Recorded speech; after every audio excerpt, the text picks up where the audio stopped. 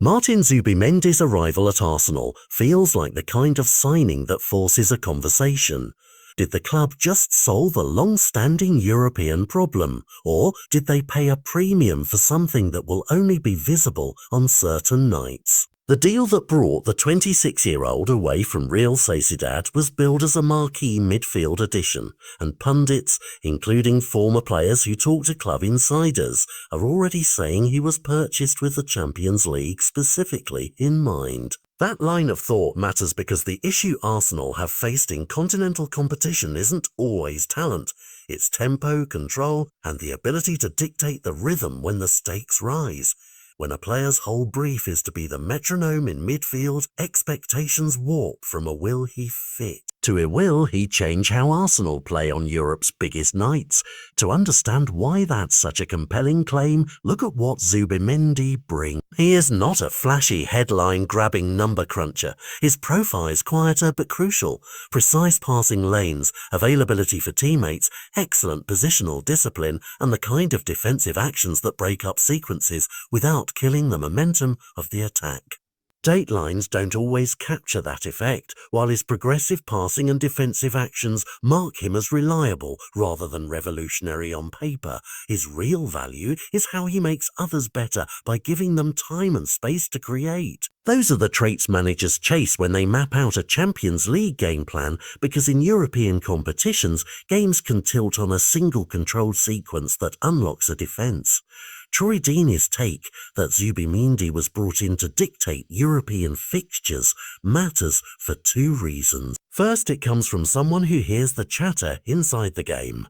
Ex-players and pundits often relay what they're told by contacts at clubs and rival dressing rooms, and that creates narratives clubs can lean into or push back against. Second, framing the transfer this way forces fans and analysts to judge the player through a narrower, higher bar. Not every high-quality midfield signing must transform Arsenal's Champions League nights, but if the club publicly or privately values him for that specific mission, his performances will be measured against continental outcomes more than domestic consistency. That's pressure, but it's the kind of pressure top clubs accept when they make big, targeted investments. So how does he fit Mikel Arteta's system? In possession-heavy spells, Zubimendi can act as the pivot who recirculates the ball, draws pressure, and then releases progressive passes into the half space. Paired with players who crave forward passes, the team's number 8s and the creative fulcrum, he gives Arteta a way to control tempo without sacrificing defensive balance. Arteta has spoken about integration and the need for players who can perform under different rhythms, and adding a player whose game is built on controlling speed of play clarifies what Arsenal want to do in Europe. Play patient, pick perfect moments, and avoid frantic turnover-driven counters. On a tactical level, that's why some voices believe Zubimendi's effect will be most visible against teams that press differently from Premier League sides. In Europe, where styles vary widely, his metronomic control can become decisive.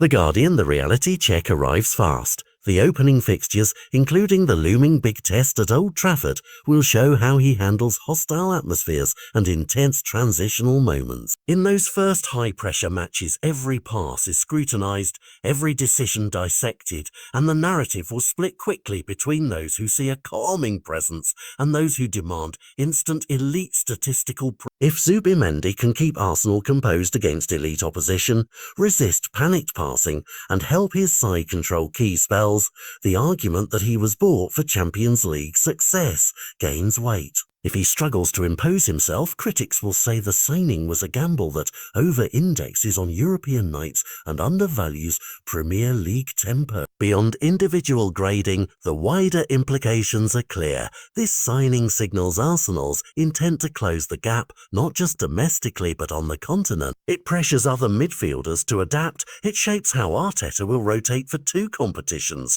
and it forces opponents to prepare for a different kind of Arsenal build-up in European ties. For fans, the question becomes less theoretical and more urgent. Will Zubimendi be the piece that finally turns Arsenal into a team that doesn't just reach the Champions League, but truly dictates it? The next few months, on Old Trafford nights and under stadium lights across Europe, will show whether Arteta's gamble was a masterstroke or a story that needed more time to prove itself.